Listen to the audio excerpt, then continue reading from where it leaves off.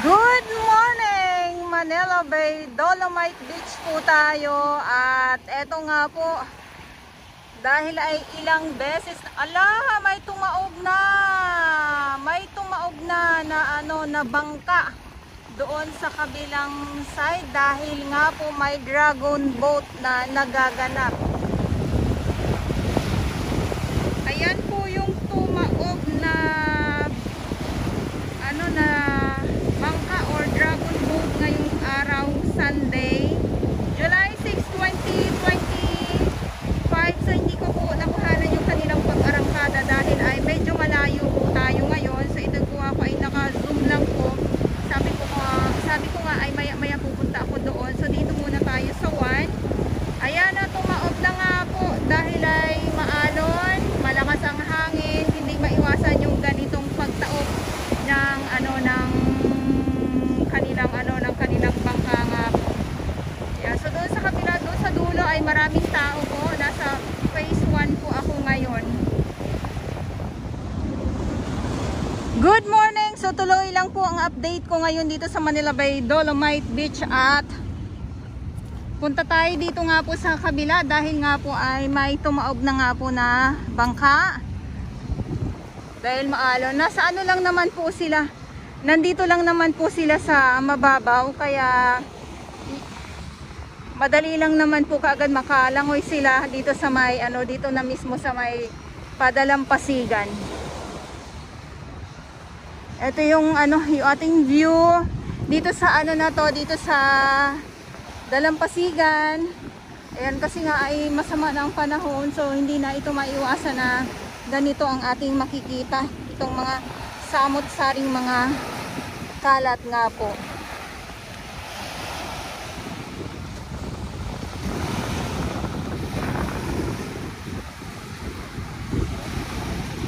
Ilan lang naman, so buti na lang pala yung mga water lily ay wala dito kasi ang dami doon sa ang dami doon sa may Pasig River. Doon sila nakatambak. Ito, may mga batutoy ako nakikita.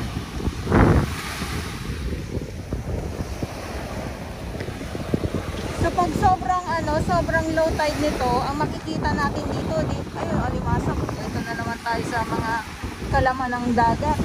Alam niyo naman po pag maraming mga lamang dagat, ako ay natutuwa.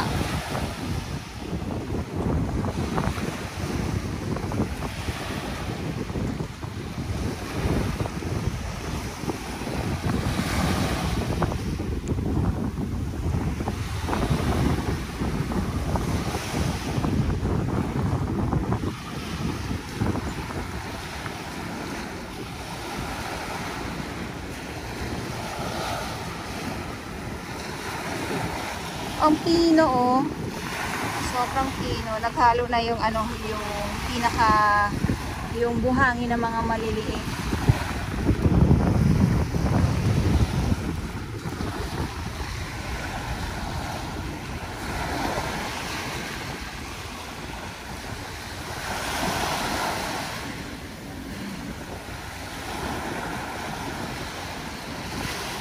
Pag nasa dagat ka, iba yung vibes talaga. Iba yung vibes, iba yung mararamdaman mo pag nasa nasa dagat ka.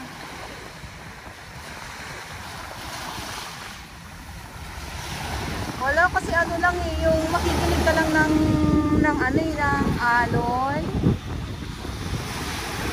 Makikinig ka lang po relax ka na, marerelax ka po talaga.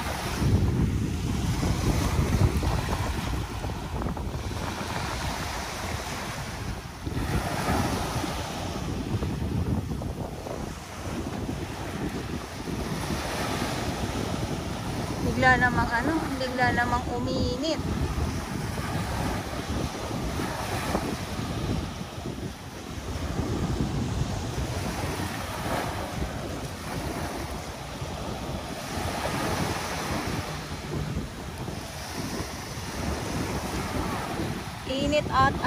Init at ulan, biglang ulan, yung mga ganon.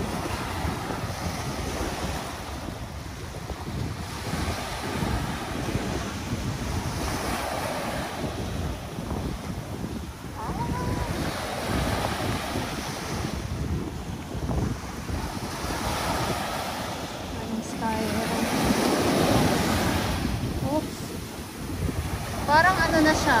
Ala, hindi ko nakuha biglang ano. Parang follow pa high tide.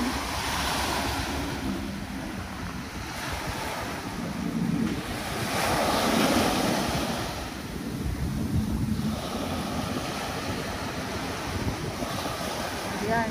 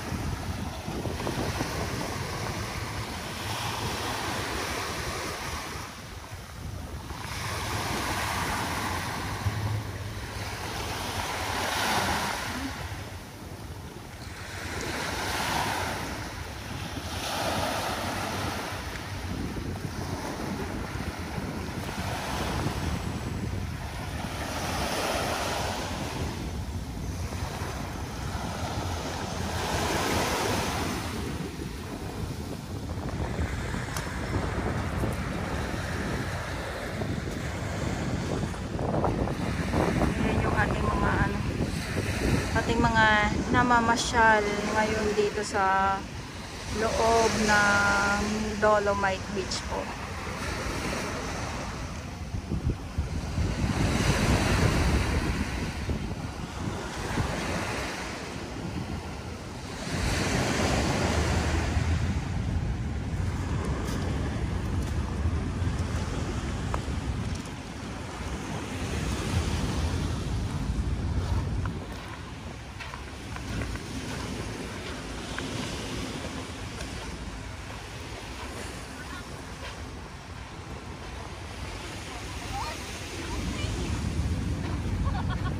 Ating DPS, andito sila.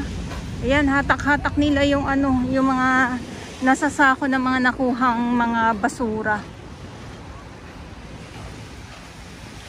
Ayan, oh.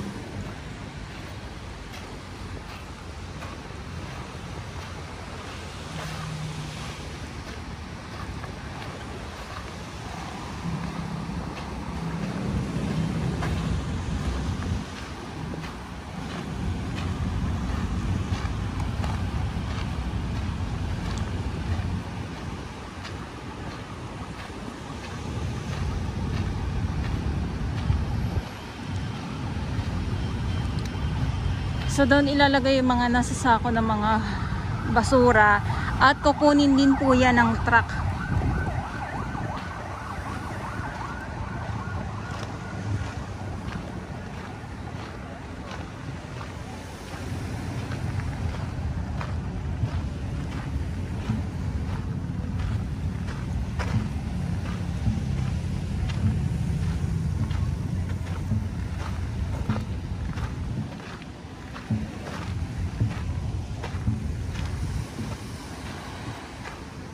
Ito na.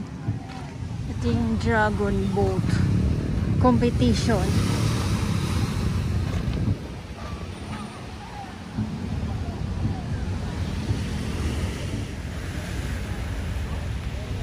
So dahil ay may harang, ibig sabihin bawal po tayo pumunta dyan.